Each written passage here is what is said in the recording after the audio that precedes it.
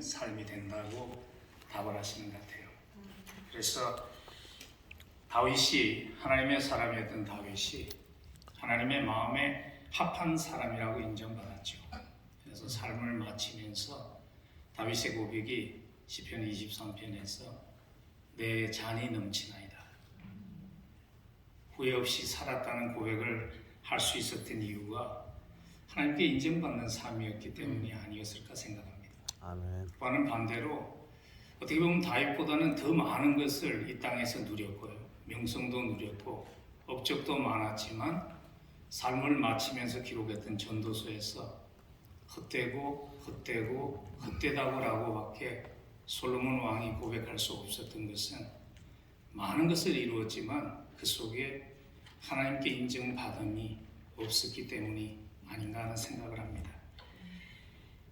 그래서 오늘 한 번 사는 인생, 우리에게 주어진 시간이 올 한 해가 마지막이 될지, 하나님이 또 우리에게 더 많은 연수를 더해 주실지 알 수 없지만 우리에게 주어진 그 시간 마치면서 하나님 후회 없이 살 수 있도록 도와주십시오 하는 그런 마음으로, 하나님께 인정받는 삶을 살도록 도와주십시오 하는 마음으로 오늘 그런 삶을 살았던 한 믿음의 선배의 삶을 통해서 그 인생을 배우고 우리의 가슴에 담는 그러한 시간이 되면 좋겠습니다. 오늘 본문을 이미 읽었기 때문에 아시겠지만 그분이 세례 요한입니다. 세례 요한의 삶을 하나님께서 이렇게 평가하셨죠. 예수님께서 마태복음 11장 11절에서 내가 진실로 너희에게 말하노니 여자가 낳은 자 중에 세례 요한보다 큰 이가 일어남이 없도다.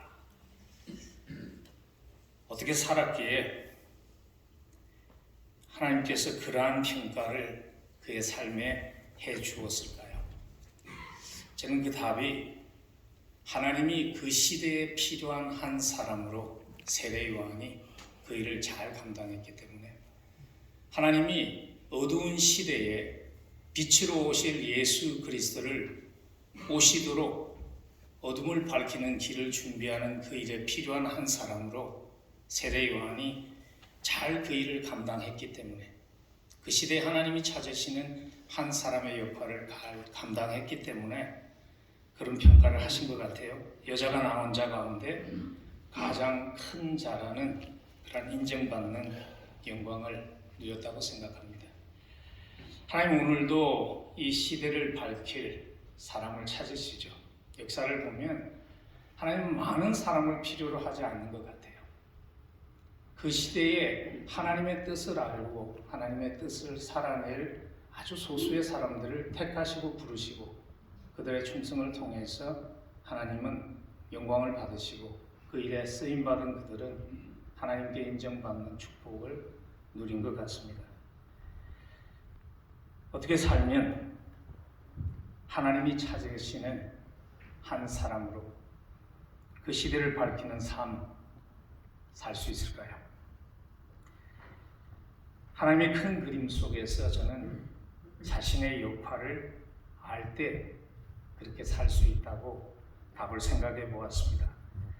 오늘 하나님의 큰 그림 속에서 세례 요한에게 주어진 역할은 길을 닦는 인생이었습니다.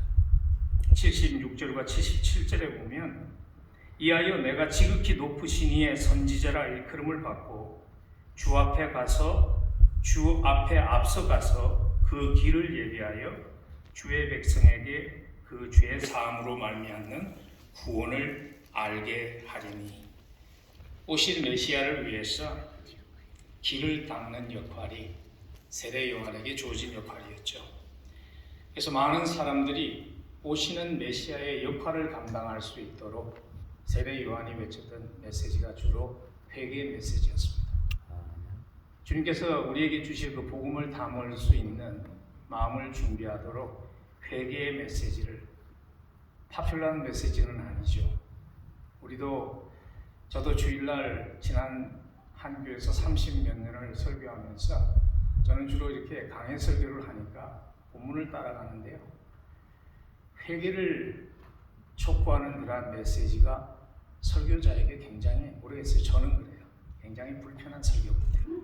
왜냐하면 나도 그렇게 못 사는데 또 하나님의 사람들, 특별히 우리 이민교회 교인들을 보면 정말 수고하면서도 한번 하나님의 뜻으로 살아보려고 애쓰는데, 그리고 주일날 와서 한번 위로받고 일주일을 살기 위해서 오는데 그들을 향해서 회개의 말씀을 촉구하는 것이 저에게 편치 않을 때가 많은 것이 기억이 납니다. 근데 세례 요한에게 주어진 역할은 축복의 메시지를 전하면 얼마나 필요하겠어요. 근데 세례 요한에게 주어진 역할은 오실 주님의 길을 준비하기 위해서 회개 메시지, 사람들의 귀에 편하지 않은 메시지를 전하는 것이 그 역할이었습니다. 잘 감당했죠. 하나님이 이 시대에 필요한 사람도 하나님의 나라가 이 땅에 펼쳐지기 위해서 세례 요한과 같이 길을 닦는 역할을 기쁨으로 감당할 그러한 사람 아닐까요? 하나님을 만나야 할 사람들, 그러나 그들의 마음속에 제거되어야 할 것들을 제거함으로 길 대신 그 주님을 만날 수 있는 그러한 길을 준비하는 역할을 할 수 있는 사람을 하나님께서 찾지 않나 하는 생각을 해봅니다. 길을 닦는 인생으로 살아가려면 한 가지 꼭 필요한 것은요, 그 길은 자기의 영광을 얻는 그런 길이 아니라 주님이 영광을 받으시는 그것이 목적이라는 것을 꼭 기억하는 것이 필요한 것 같아요. 그래서 세례 요한의 어떻게 보면 트레이드 마크죠. 그 고백이라고 할 수 있는 요한복음 3장 30절을 보면 그는 흥하여야 하겠고 나는 쇠하여라 하리라. 요한복음의 이 고백이 굉장히 어려운 시기에 세례 요한이 했던 고백이죠. 젊을 때부터 하나님의 부름 받고 나가서 모든 것 희생하고 광야에서 석청과 메뚜기를 먹으면서 고생해서 제자들이 좀 모이기 시작했는데, 요즘 말로 하면 그렇게 고생해서 교회가 조금씩 부흥하기 시작했는데, 어느 날 예수라는 분이 나타나니까 그를 따르던 제자들이 모두 예수님을 쫓아서 갈 때 세례 요한이 했던 그 고백이지요. 그분은 흥하여야 하겠고 나는 쇠하여야 하리라. 그 고백 속에는 하나님이 영광을 받으신다면 그것만으로 충분합니다 하는 그 고백이 담겨 있지 않는 생각을 합니다. 세례 요한만 하나님이 영광을 받는 그 목적으로 부름을 받은 것이 아니라 우리 모두가 그 목적으로 부름을 받았지요. 그래서 베드로전서 4장 10절에서 11절을 보면 각각 은사를 받은 대로 이런 범사에 예수 그리스도로 말미암아 하나님이 영광을 받으시게 하려 함이라. 우리가 모르는 것은 아니지만요, 잊어버리기 쉬운, 우리가 머리로 알지 못하는 것은 아니지만 살아내는 것은 쉽지 않은 일이, 그는 흥하여야 하겠고 나는 쇠하여야 하리라. 내가 나타나지 않아도 하나님만이 영광을 받으시면 그것만으로 충분합니다 하는 그것을 살아내는 것은 그렇게 쉽지 않다는 것을 아마 여기 계신 모든 분들이 아실 거예요. 그러나 그 일이 이루어지지 않으면, 하나님이 영광을 받으시지 못한다면, 하나님께 돌아가야 할 영광이 조금이라도 나에게 돌려진다면 우리의 희생과 수고는 자칫 잘못하면 그냥 헛수고가 되는 것이죠. 얼마 전에 제가 20대 전도사일 때 저와 함께 전도사 생활을 잠깐 하신 분이세요. 그리고 한국에 나와서 큰 교회 목회하시다가 하나님이 좀 젊을 때 부르셨는데 그 목사님이 보니까 책을 썼더라고요. 성동교회 섬기셨던 그 박상훈 목사님이. 그래서 그분의 책을 읽다가, 저는 사실 한국에서는 기독교 교인이 아니었기 때문에 한국의 기독교 역사를 잘 모릅니다. 근데 그 책을 읽다 보니까 한국 기독교 역사에 나온 한 분을 소개하더라고요. 황해도 재령의 동북교회의 장로님이셨던 정찬유 장로님에 대한 얘기를 그 박상원 목사님, 돌아가신 박상원 목사님 설교집에 소개를 하더라고요. 그분이 원래 학교 앞에서 작은 그 문방구점을 경영을 했는데 항상 장사가 잘 안 됐어요. 그래서 항상 사는 게 어려웠습니다. 그래갖고 장로인데 하나님 앞에 헌금 생활도 이렇게 정말 정직한 11조도 하지 못하고 사는 것이 항상 하나님께 마음에 걸리셨대요. 그래서 한 번은 기도하다가 이런 각오를 하신 거예요. 이왕 뭐 배고프기는 마찬가지인데 이판사판인데 11조라도 좀 제대로 드리면서 살자 하는 각오를 하셨대요. 그래가지고 굶을 각오를 하고 먼저 하나님께 헌신하기 시작했는데 갑자기 장사가 좀 되는 거예요.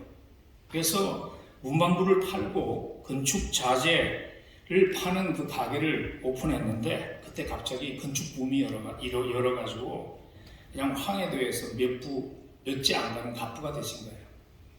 그래서 그동안 뭐 이렇게 무너져가는 집에 살다가 좀 이제 괜찮은 집에 살아야 되겠다고 이제 집을 지을 그 자재들을 마당에 잔뜩 쌓아놓고 하루는 아침에 기도하고 다 나오다 보니까 이거 내 집을 지을 일이 아니라 내가 예배드리는 교회는 너무 빈약한데 그 교회를 지어야 되겠다는 마음이 드셨어요. 그래서 이제 그걸 모두 교회에다가 기부하고 또 교회를 짓는 데 필요한 모든 비용을 이제 정찬유 장로님이 기증하시기로 약속을 하신 거예요. 그래서 그 교회 목사님과 교구들이 너무 감사했겠죠. 그래서 회의를 열어가지고 이렇게 결정을 한 겁니다. 교회 머릿돌에다가 정찬유 장로 기념 예배당이라고 그 머릿돌을 붙이기로 결정을 했어요. 그래가지고 교회 입당식이 됐는데 입당식 날에 장로님이 안 보이는 겁니다. 그 장로님이 사업차 어디 뭐 출장 가셨나 생각했는데 계속 몇 주 교회 안 보이시는 겁니다. 그러면서 들리는 소문이 뭐냐면 장로님이 좀 멀리 떨어진 작은 교회에 출석하기 시작했다는 거예요. 그래서 아니 장로님이 어떻게 자기 본교회를 두고 다른 교회에 출석을 하시나? 그래서 이제 교회 리더들이 장로님을 찾아갔더니 장로님의 답이 이렇답니다. 내가 이때까지 동부교회를 출석한 이유는 교회 주인이 예수 그리스도라서 그랬는데 어느 날 보니까 교회 주인이 바뀌었습니다. 그래서 저는 사람이 주인이 된 교회를 다닐 수가 없어서 교회를 옮겼습니다. 그러니 조용히 돌아가십시오. 그래서 목사님과 교인들이 회개를 하고 예배당 머릿돌에 써진 정찬유 장로 기념교회라는 글씨를 지웠답니다. 우리 믿음의 선배들이 그렇게 사셔서 오늘의 한국교회가 세워진 것 같아요. 요즘 가끔 가슴 아픈 일이 그런 일 아닙니까? 신문에 보니까 얼마 전에 건축원금했다가 마음에 안 든다고 돌려달라는 그런 사람도 있고 뭐 별 큰일 한 것도 없는데 자기 이름 숫자 쓰면서 철자 틀렸다고 악쓰면서 난리치는 그러한 세상에 하나님의 영광을 받으신다면 그것만으로 만족할 수 있는 하나님의 사람이 있다는 것은 너무 감사한 일이고 저는 우리 모두의 삶이 그런 삶이 되기 위해서 올 한 해도 깨어서 싸우는 한 해가 되면 좋겠습니다. 아멘.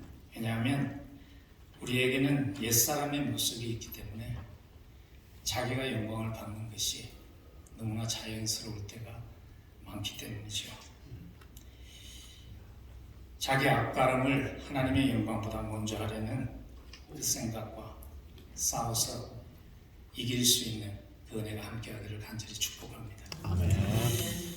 하나님이 찾으시는 그 시대의 한 사람, 그래서 하나님께 인정받는 삶을 살기 위해서 필요한 오늘 세례 요한을 통해서 배울 수 있는 태도 한 가지만 더 함께 생각해 보겠습니다. 그건 이거 같아요. 주어진 조연의 역할에 만족할 수 있어야 합니다. 세례 요한은 신랑이 아니라 신랑의 친구의 역할에 만족했지요.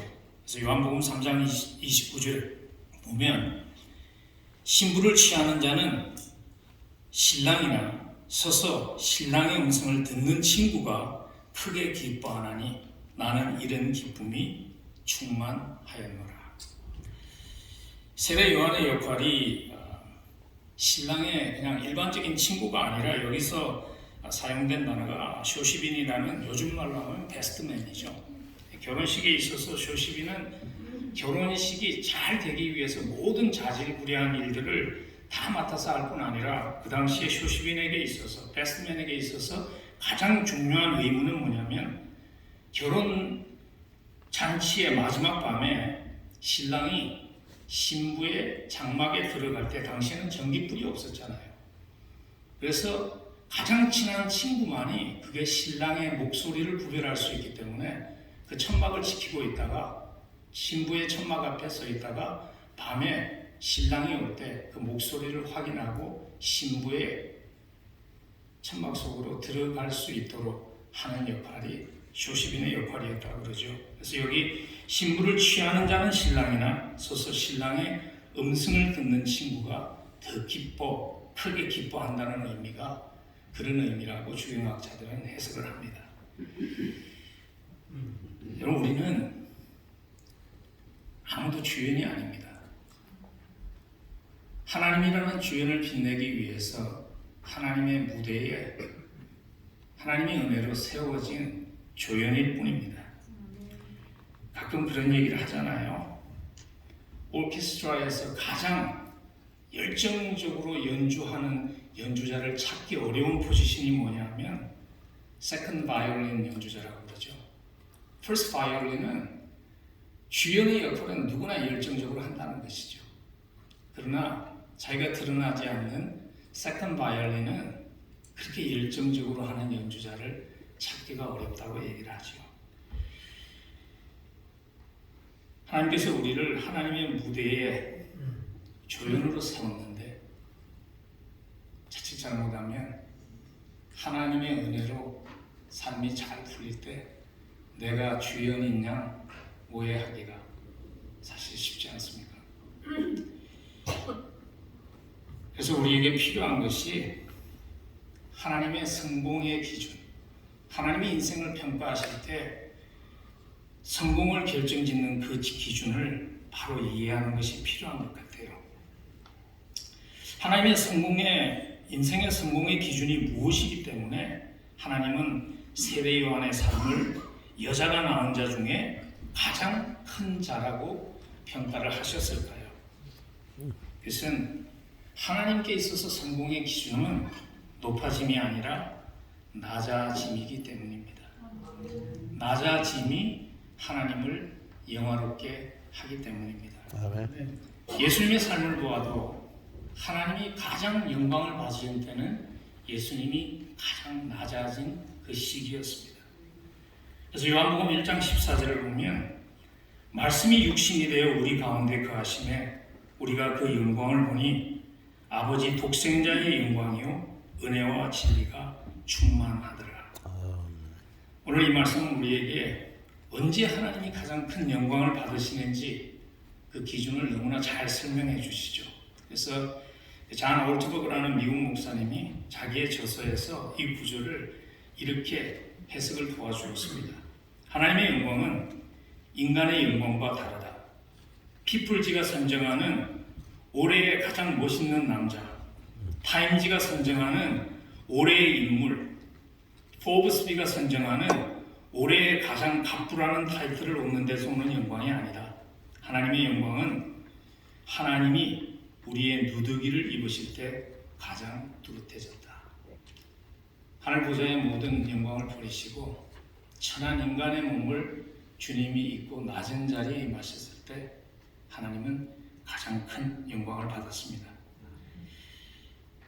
우리가 낮은 자리에 기꺼이 내려갈 때 하나님은 가장 큰 영광을 받으십니다. 왜냐하면 그 순간이 우리가 가장 예수를 닮은 순간이, 육신을 입으신 가장 낮은 자리에 오신 하나님을 닮는 순간이 되기 때문일 것입니다. 낮은 자리에서 사실 죄인의 역할을 감당하려면요, 이 질문을 자주 해야 될 것 같아요. 사람들이 나를 어떻게 생각할까 하는 질문보다는 하나님이 나를 어떻게 생각할까. 여러분, 사실 우리가 이 땅을 살기 때문에 사람들이 나를 어떻게 생각할까를 생각지 않고 사는 것은 불가능한 것 같아요. 그렇지만 그것이 우리가 싸워야 하는 싸움이겠죠. 세상의 평가에 벌벌 떨면서 살아도 세상은 금세 잊어버립니다. 제가 자주 묵상하는 하나님의 말씀 가운데 하나가 전도서 1장 11절입니다. 이전 세대를 기억함이 없으니 장래 세대도 그 후 세대가 기억함이 없으리라. 한국의 어른들이, 예전 조상들이 굉장히 지혜로우신 분들이셨죠. 전도서 1장 11절을 사실 이미 한국 속담에서 얘기하셨죠. 정승집에 강아지가 죽으면 문전성시를 이루지만 정승이 죽으면 찾아오는 문상객이 없다. 세상은 금세 잊어버립니다. 근데 우리는 금세 잊어버린 그 세상 앞에 벌벌 떨며 살아가고 있는 것은 아닌지 모르겠습니다.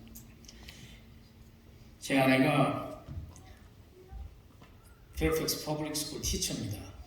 근데 한 몇 년 전에 제 아내가 섬기는 학교의 디파트먼트 체어였죠. 어떤 분이 30년간 섬기고 은퇴를 했습니다. 그때 처음에는 다 그렇게 생각을 했던 것 같아요. 이분이 이제 없으면 그 자리를 누가 채워줄 수 있을까? 이분이 없으면 너무 그립겠다. 그런 생각을 했는데요. 그분이 은퇴를 하시고 나니까요, 놀랍게도 그 다음날 교사들의 식당에 갔는데 단 한 사람도 그분의 이름을 언급하는 사람이 없었다는 겁니다. Completely forgot. 그래서 제 아내가 요즘 그런 얘기를 합니다. 여보, 은퇴하면 금세 잊혀집니다. 기대하지 마세요. 지혜로운 아내와 사는 것은 큰 축복입니다. 그러나 감사한 것은 이것입니다. 하나님은 기억하십니다. 오늘 76절에 보면 지극히 높으신 이의 선지자라고 하나님은 세례 요한을 기억하셨습니다. 선지자로 받을 수 있는 최상의 타이틀을 하나님은 하나님을 위해서 살았던 종에게 잊지 않고 그 타이틀을 붙여주셨죠. 하나님이 기억하십니다. 하나님이 기억해 주시는 것만으로 만족하면서 살았으면 좋겠다는 바람이 있습니다. 십자가 은혜 받았다는 것, 그것만으로 만족하고. 세상에 참 똑똑한 사람들이 많잖아요. 제가 목회를 하면서 가장 감사하는 것 중에 하나가 이겁니다. 세상에 학벌 좋은 사람들도 많고 똑똑한 사람들 너무 많은데 하나님이 나를 너무나 잘 아시면서도, 나의 부족함을 아시면서도 믿어주시고 하나님의 명예가 걸린 그 일 맡겨주시고 복음을 맡겨주신 것, 그것만으로 얼마나 감사한지 모릅니다. 세례 요한의 수고를 하나님 헛되게 하시지 않았습니다. 오늘 77절, 79절에 보면 주의 백성에게 그 죄의 사함으로 말미암아 구원을 알게 하리니 이는 우리 하나님의 긍휼을 인함이라. 이로써 돋는 해가 위로부터 우리에게 임하여 어두움과 죽음의 그늘에 앉은 자에게 비치고 우리 발을 평강의 길로 인도하시리라. 세례 요한의 희생과 섬김을 어두운 시대를 밝히는 빛으로 오신 예수님의 길을 준비하는 소중한 것에 쓰시고 하나님께서 헛되게 하지 아니하시고 영광 받으셨지요. 하나님을 주연 삼고 조연으로 살아가는 삶은 결코 헛되지 않습니다. 왜냐하면 우리 하나님이 잊지 않고 쓰시고 영광 받기 때문입니다. 누군가 그런 얘기를 했죠. 우리 모두에게는 더 좋은 세상을 남겨두고 가고 싶은 마음이 있다고. 저는 우리가 그 고백을 하면서 삶을 마칠 수 있으면 좋겠습니다. 내가 이 땅을 잠시 살았기 때문에 나라는 한 사람의 희생을 통해서 이 세상이 조금이라도 더 좋은 세상이 되었다. 내가 이 교회를 잠시 섬겼기 때문에 하나님의 나라가 조금이라도 더 확장되는 그 일에 하나님 써주셔서 감사합니다는 그 고백이 우리 모두의 고백되면 좋겠습니다. 하나님의 미소만으로, 하나님이 인정해 주시는 것만으로 만족하고 올 한해도 그 감사함으로 승리하는 우리 모두가 되기를 간절히 축복합니다. 기도하겠습니다. 하나님, 참 세상에는 유능한 사람도 많고 학벌 좋은 사람도 많고 똑똑한 사람도 많은데 하나님은 부족하고 연약한 자를 쓰셔서 미련한 자를 쓰셔서 똑똑한 자들을 부끄럽게 하시고 낮은 자들을 쓰셔서 높은 자들을 부끄럽게 하시며 약한 자를 쓰셔서 강한 자를 부끄럽게 하시는 하나님이 되심을 감사를 드립니다. 아멘. 우리의 약함마저도 하나님을 미소짓게 하는 그 일에 아름답게 쓰임받도록 사랑하는 믿음의 동력자들, 사랑하는 하나님의 종들 올해도 붙드시고 하나님 영광 받아 주옵소서. 아멘. 예수님 이름으로 간절히 기도합니다. 아멘. 귀한 말씀 감사드리고 하나님께 영광을 올려드립니다. 그동안 30여 년 동안 우리 열린문 장로교회를